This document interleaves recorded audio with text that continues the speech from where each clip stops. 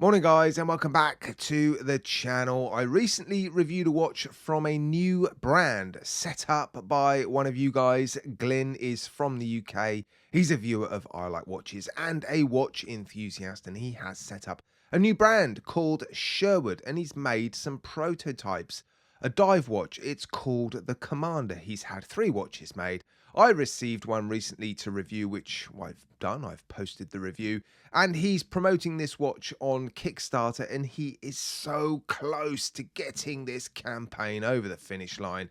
I've invited Glynn onto I Like Watches too to chat about, well, his enthusiasm for watches, but also his new brand, the new watch, in an effort to get this Kickstarter campaign over the finish line, because I really do think this watch deserves to be made. I'm not the only one that's reviewed this watch. There's been a couple of reviews on YouTube by other channels, so I'll put links to those videos in my video description if you're interested in picking up one of these watches. I suspect those videos may help. Right, guys? Yeah, let's take a look at what Glynn has to say. When did you get into, I mean, I'm assuming you collect watches and you're a watch enthusiast. I know you watch my channel and other YouTube channels. So, you know, how did you get into the hobby? How did you start collecting watches? When was it? What can you tell us? I think, like most people in the UK, it started when I was a kid with the Argos catalogue, getting the old Casios. I think Yeah, that mine was most Brian people in the Mills. UK, Brian yeah, Mills catalog for me. Yeah. yeah, I had the Argos and going through getting my first Casio. Then I think one of them that I remember clearly was the first Casio solar powered watch, Right. which because I was like a little tinker, I used to like to know how things worked. I think that's why I like mechanical watches. That I was fascinated by it, so I left it on the I left the lamp on top of the thing to see how much it had charged, and it exploded. But Oh, okay. So but quite from young the then. yeah. You were quite Um, young.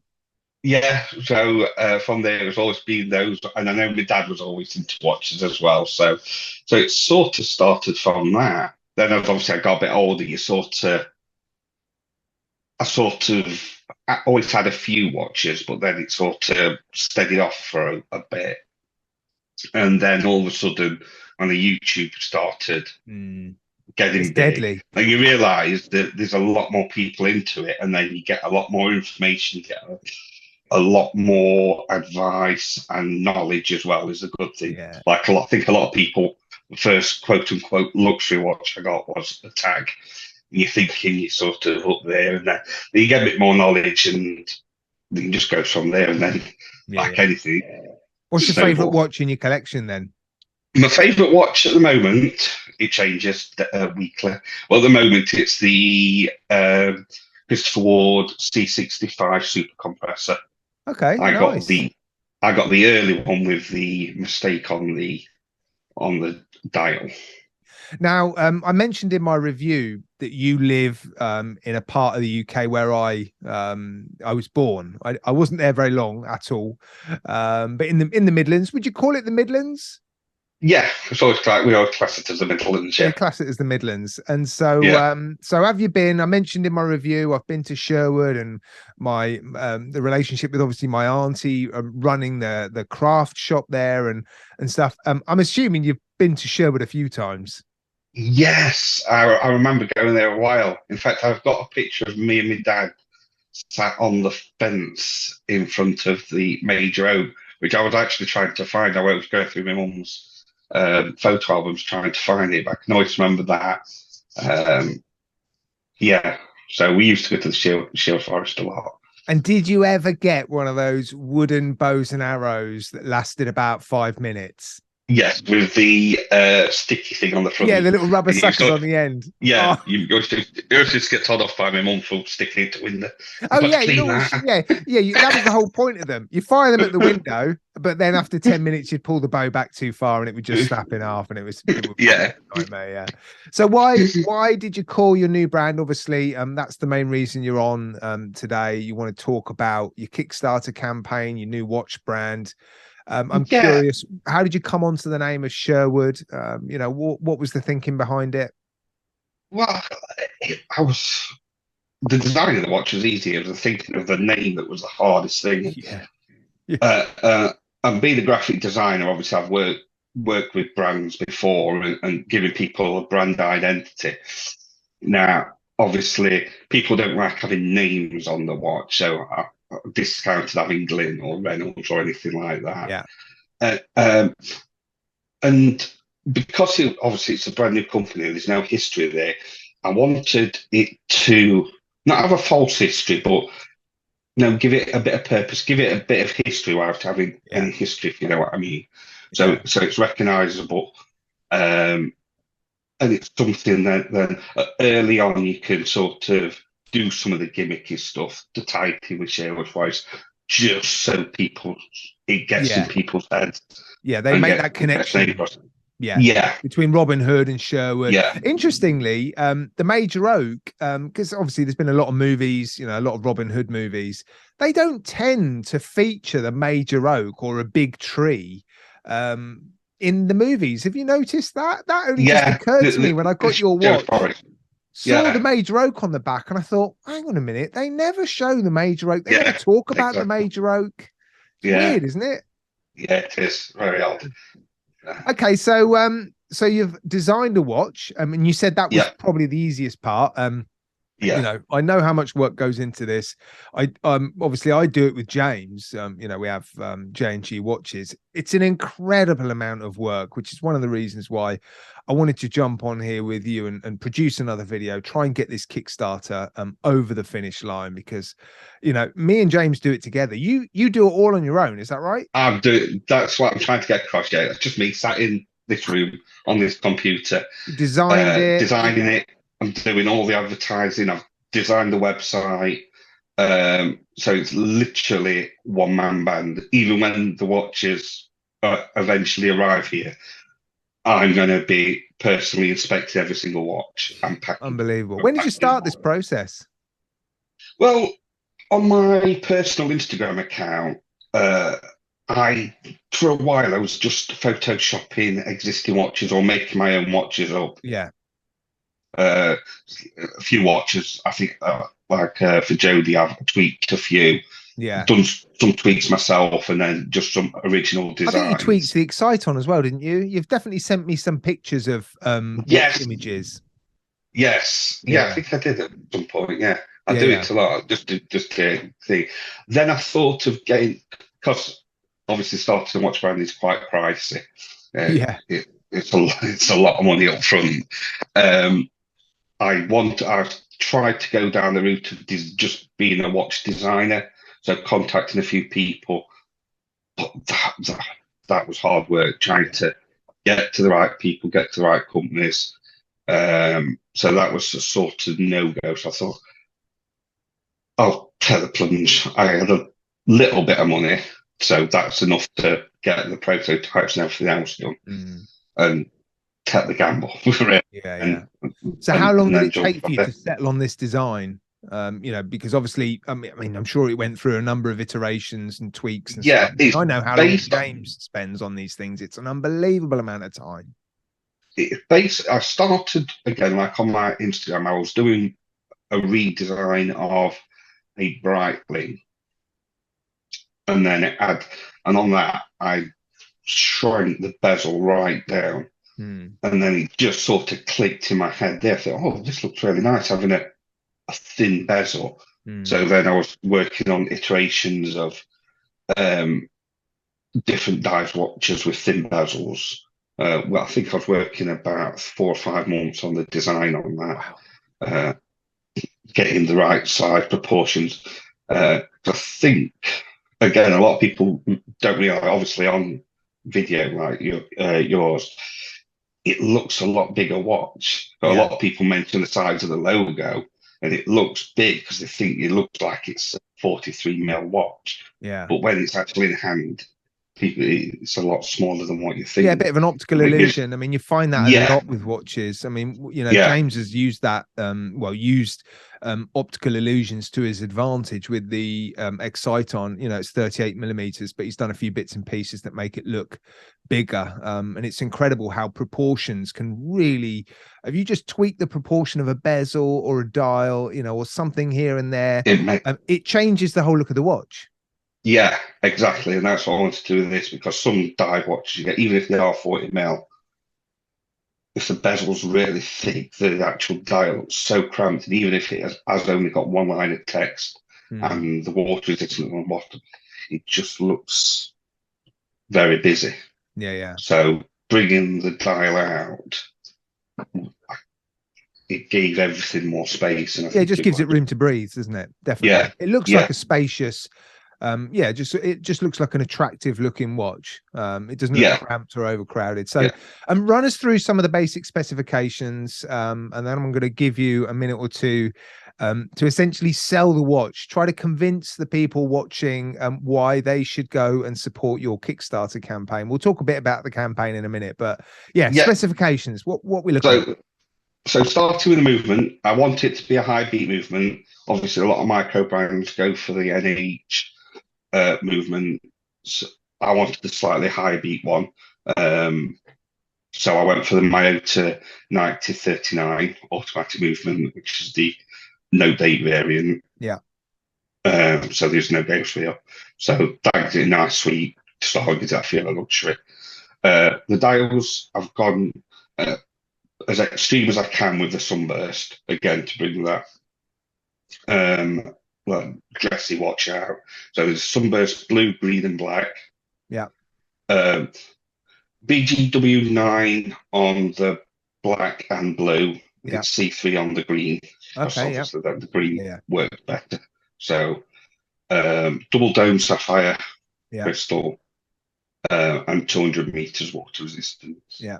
In my video, I mentioned how when you put the watch on its side, the lug sort of arrow back a little bit, like the feather in an arrow. Yeah, Was yeah, that was sort done on. was that Not intentional, really. or am I just No, making something out? I think that again, it's you're probably just bringing that out just because obviously all the other design tweaks on there. But I do like an extreme curve because I've got quite thin wrists anyway. So Right. I did design it to have. I wanted a fairly extreme curve on the lugs anyway to bring Yeah. it down. So Okay. Well, I've just been on the Kickstarter campaign before we jumped on the Zoom call, and you're pretty close actually. You're trying to raise 30,000 British pounds.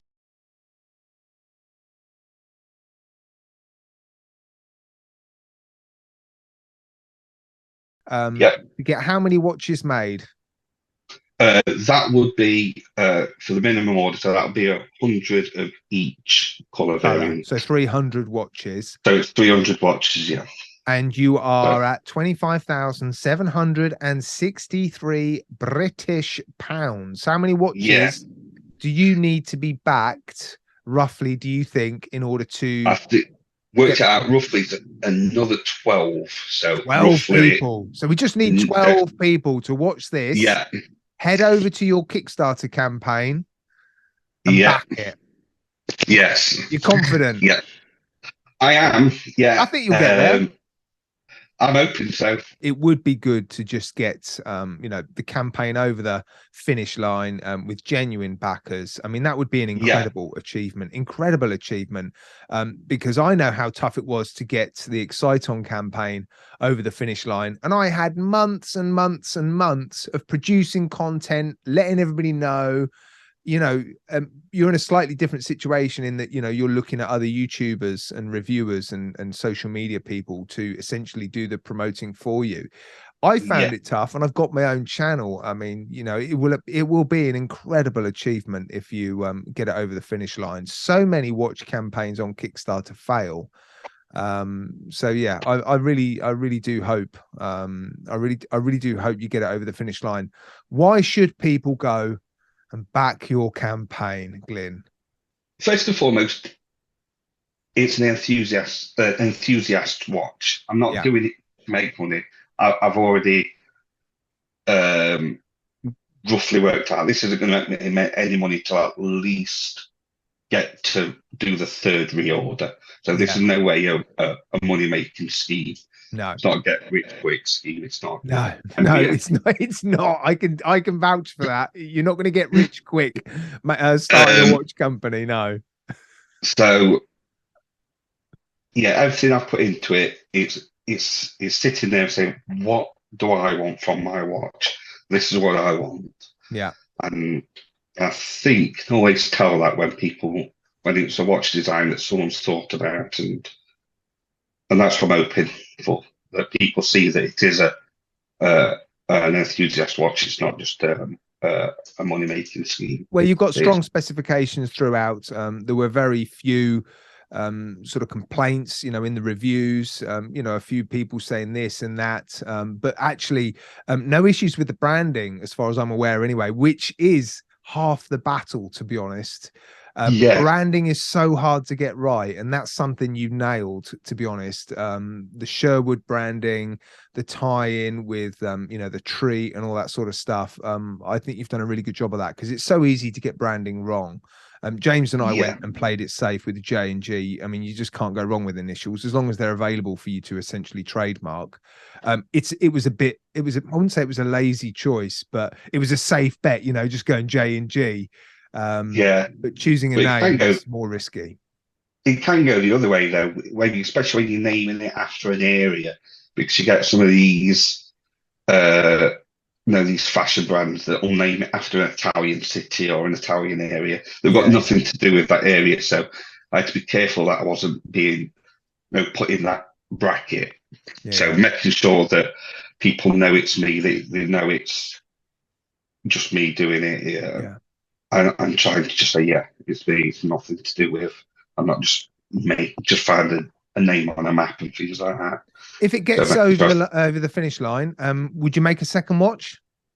yes, I've already got some designs. It's only scraps of paper, things like that. Just on bits of paper. Yeah. Starting. And what will it be? To, What sort of watch would it be? that one's going to be a field watch. I'm Okay. already working on when the new hopefully soon, the new Myota GMT, Myota will bring the GMT version of the 9000 out soon. So I've got some designs for this converted to a GMT, Okay. which is sort of a simple stuff. It's obviously needs redesigning slightly, but so a GMT version of this, and then a field watch will be a bit more ambitious with that one, because I'll probably go in for 5 different variations on that one. Right. I've got an idea on how I'm going to be working that. Okay. Yeah, I mean, congratulations on getting this far, Glynn. Honestly, you know, I know as well as you just how much work goes into it, and it would be really, really disappointing if after all that Yeah. work, you know, we weren't to get it over the finish line. So fingers crossed this video helps.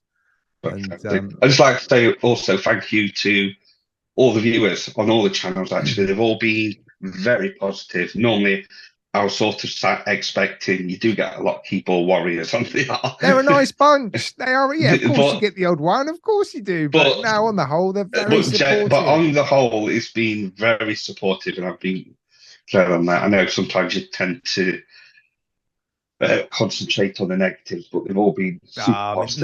No, that's not been my experience. I've had a fantastic experience whenever I've talked about anything, you know, I'm creating with James or whatever.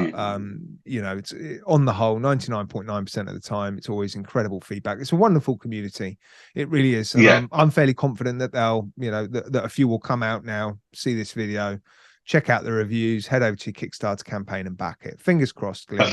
I think that's the biggest hurdle, because people, like I say, with Kickstarter, people are just a little bit wary, aren't they, of whether to put the money in. So that's also why I'm trying to get across who I am, trying to get myself out there. No, well, fingers crossed it's helped. Well, thank you so much, Glynn, for coming on. Honestly, mate, I really do appreciate it. Congratulations again on producing, you know, a really, really good watch, a really good brand as well. And I look forward to hopefully reviewing another watch in the near future. That'd be amazing.